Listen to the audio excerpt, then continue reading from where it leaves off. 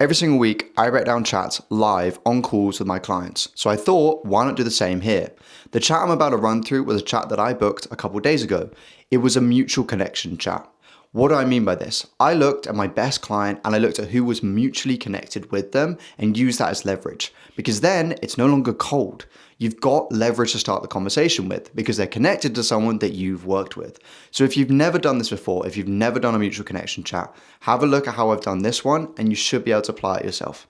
If you do this right, they will ask to work with you, not the other way around. And so the sequence that I ran through in this chat was I reconnected with them, I gave value first, I became a peer, and then they showed interest. And then from that point, I could book it in.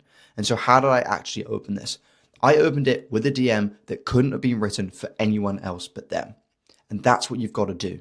Make sure that that DM makes them feel special and that it couldn't have been sent to someone else. And so I said, crazy throwback, but ... I just started coaching someone I work with and they mentioned your name, aka the mutual connection. It reminded me of when I used to work with someone again, another mutual connection. These are two different people. I've anonymized them for obvious reasons. And sometimes joined your coaching calls secretly to learn how to do content myself, in brackets, without my boss knowing. A little bit of humor. I'm starting to use what you taught me back then now that I run my own business. I hope everything's going well. I remember even back then, you were very good at coaching. It's awesome to see how far you've gone. Now, I have been following this person. I've known this person 2 years ago.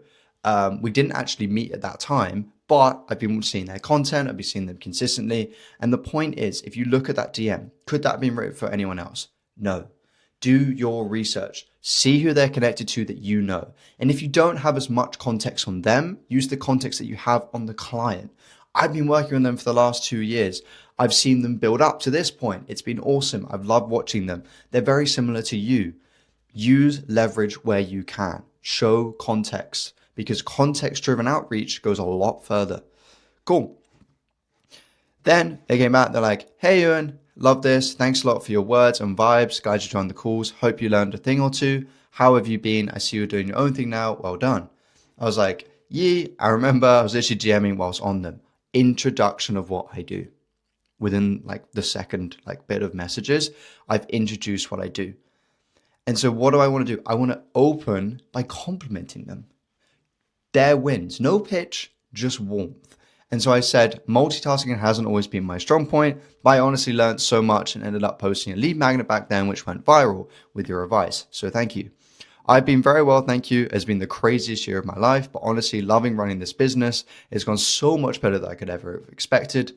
So just really appreciative of that, and being the one getting the client results as opposed to behind the scenes like before feels incredible. Again, this is context on me. Use context where you can. How has the last year or so been for you? I've shared a story. I don't know why so many people never share a story. Stories is what sells. If you can share a story, it's more convincing and it's more human. It's more authentic. This isn't a funnel. This isn't a structured script. It's me. It's uniquely me. And so when you send DMs, they should be uniquely you. Your story is only your story. No one else can replicate it. So lean into it as much as possible. Then came back and said, that's fantastic. I'm proud of you. Look at you rocking it. So what is it that you're doing right now? The business you started, ? It's been crazy too, but in a good way. I'm not doing coaching at all now, only running my own agency for more premium clients, lots of travel, speaking events. Love it. I was like, thank you. It means so much you saying that. Truly. I realized when I left my old place I worked, they made the DMs a bit too complex. So now what am I doing? I'm showing what I'm doing, but I'm not pitching it. I'm doing it through a way of educating. I'm showing value. I'm showing what I do, not how I do it. So I said they was a bit too complex. So I simplified them with the intention of being able to hand over your DMs to someone else. So with the client I coach, I'm helping them build a simple system for the DMs. I've removed what that client name was, but it's someone that they know, another mutual connection. I'm helping them build a simple system for the DMs that in a few weeks they can hand over to sales rep to do it for them. I'll be honest, they do not like sending DMs, laughing emoji, but they're still being crushing it. So soon they can have someone else send them, which is cool. That is awesome. I'm so happy you're loving it. I think moving upstream is the perfect thing to do. A lot of people get caught trying to serve lower tier clients, which ends up way more stressful than it needs to be. Lean into your knowledge. You are a business owner. You should have knowledge on what running a business is like. And that's context that you can both understand and both relate with, because that way you have something that they also have, an experience, a story, and that way you build up trust a lot faster. I'm hoping to follow in your footsteps and speak at some events, in brackets might be one in October. What do you tend to talk about for them? Notice how I'm talking about them now. I've flipped it. I've introduced what I do and now I'm flipping it on them. I'm hoping to follow in your footsteps, compliment them. People love to have compliments. I love to have compliments. And so ultimately lean into that. Cool. Then came back, said, I don't love that part either. And this is a key thing. I know that a pain point of my avatar is they hate sending DMs. And so by introducing this pain point early on, I've already hit them where it hurts early. If you've been watching any of my videos previously, I talk about this a lot. Introduce pain points that you have established over the last couple of weeks that your avatar keep saying over and over. Because if you lean into them, chances are they'll hear you say and go, oh my God, that's exactly what I'm experiencing. How did you know that? That's what you want. And so at this point, they said, I don't love that part either. Pain. Awesome. I became somewhat good at it, but it takes a lot of time, another pain, and nerve, really. I feel like the old way worked well in the beginning, but not so much now, my experience only. So I found a way that is less aggressive and more myself, but wouldn't say I'm a machine. Yeah, totally again, been there, done that, laughing emoji, use humor, that builds up trust so much faster. I'm sure, what is the event in October? Also, I'm curious to see the system you've built, especially as it's not the same as the old way. I'd love to understand what worked to build the scale you did. I'm happy to hear about your experience with DMs, and if I can be of any help with content, I'm happy to help. Alternatively, I'd like to hear more about your business and see if we can work together at what capacity.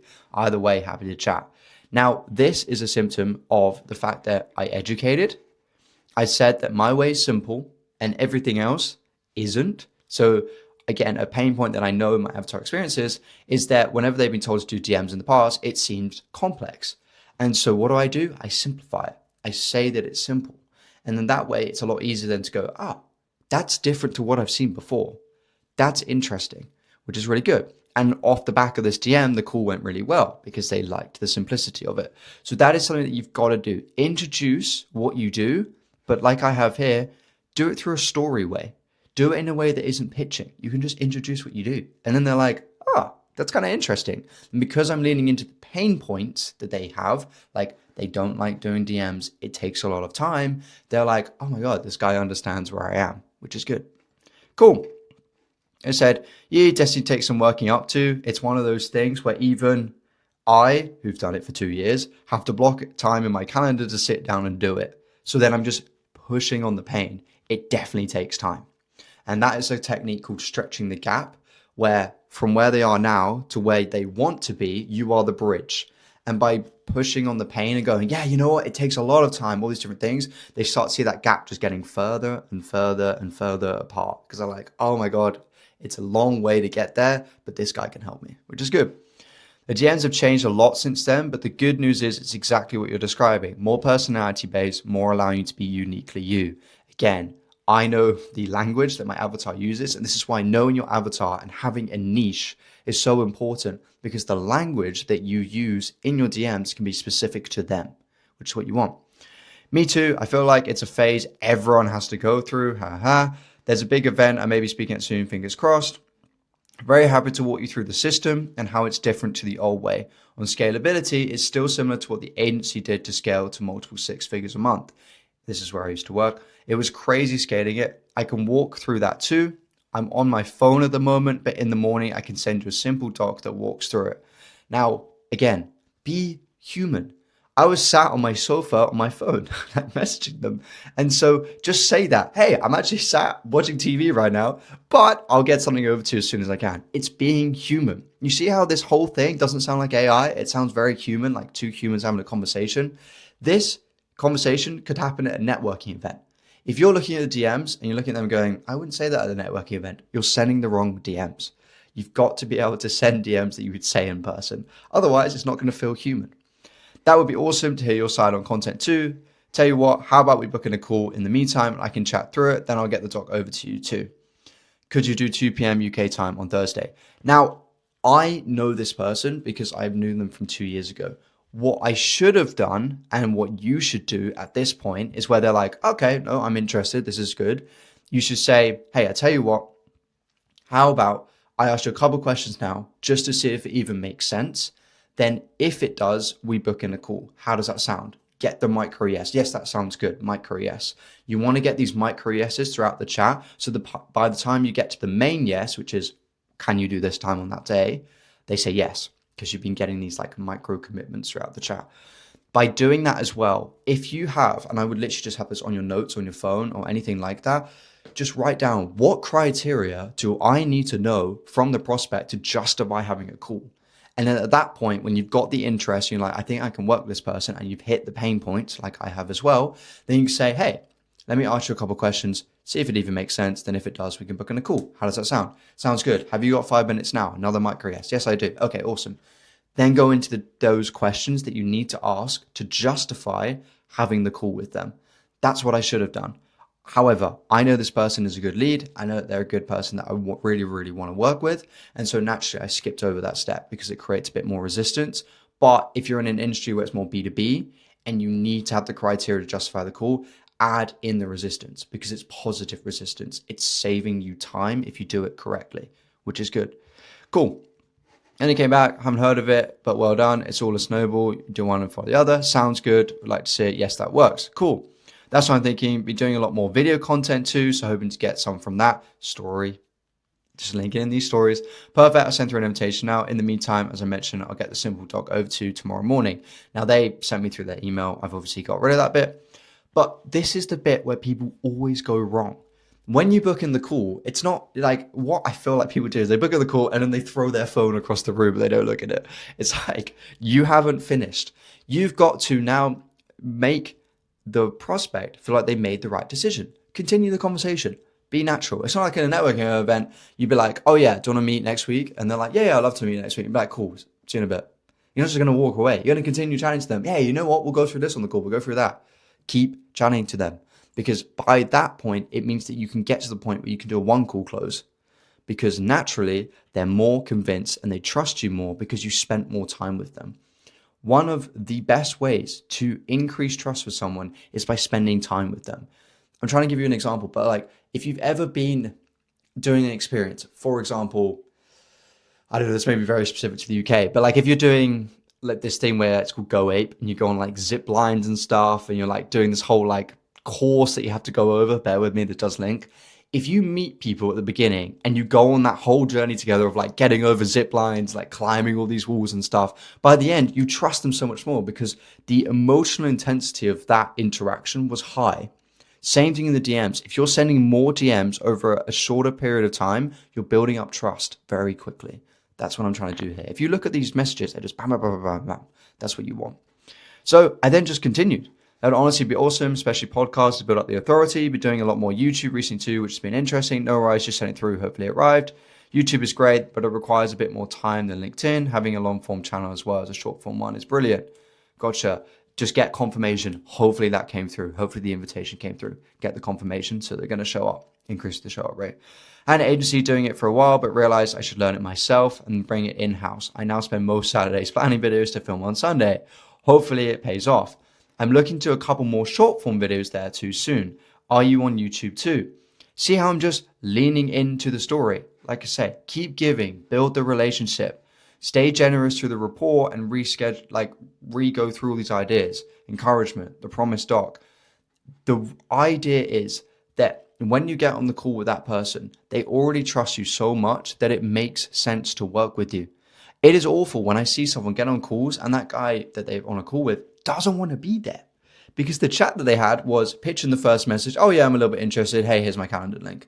And then by the time they had the call, the guy's just like, I kind of booked it. It seemed interesting. And you have to go through this whole sequence of convincing on the call. And that can take 2-3 calls to do. Whereas if you do that in the chat before, by the time you have the call, it's a lot easier, which is what you want. So I said, welcome to the game. The good part is it does pay off. Not now, but stick with it. I promise it will. Not yet, but I'm working on it between clients and LinkedIn. I've kept postponing it, but I want to start ASAP. Sounds like someone doesn't have a lot of time at the moment And so it's one of these other things, which is a skill that I try and teach the sellers that I train and clients, is look at what they're saying and use that as ammunition. If they don't have time, lean into it on the call and in the chat. Oh no, I know you don't have much time. Let's spend this time just to go through effectively to see if I can potentially help you. Lean into the pain that they're telling you. Most people tell you the pain. The skill is picking it up and using that as ammunition. That's what you've got to do. And then literally the rest of the chat, I just continued to build rapport. We continued exchanging like stories, things like that. And then I literally just sent them the simple doc that explained how it worked. Something else, have the assets ready for the call. Because if you can send them something like a simple doc that I have, I don't know if I can show it to you. I'll see if I can put it below, but I just send a simple doc, which is literally just drawings of what I do. And then that way they can see upfront, okay, that's how it works. That's interesting. And then the call can just be focused on discovery, seeing where they're at, and then also just running them through any other assets that you have. But the point is they turn up to the call already educated. That's what you want. And the key takeaway is I didn't pitch them at any point in this message. I led with a memory. I gave value. I treated them as a peer and I let them come to me. I let them realize, oh, this makes sense to do. And the result, they asked to work with me. That's what DMs look like when you build a relationship, not pitching. That's what you've got to do. And maybe it looks complex. I hope it doesn't. I try to break it down. But I think the key thing is, if you do, or if you've never been to a networking event before, go to one, because that actually improves your DMs, because you start to talk to people, you start to build relationships. You are authentic. Then look at the language that you're using at networking events and replicate that in the DMs. And I promise it will go a long way because you sound human. And that's what's important. Hopefully this has been helpful. I'm thinking of starting a series where you can send me through your DMs and I'll break them down like this as well. What you did really well, what you could potentially do better next time, especially if there's one where you're like, and I was having a great conversation with this guy and they went dark. I don't know what happened. I can walk you through it step by step. So look out for that series. I'm going to be doing that soon. Hopefully this has been helpful. And if you want me to share the doc that I send to people after I book them in, then just comment below doc and I'll send it through to you. I'll see you in the next video.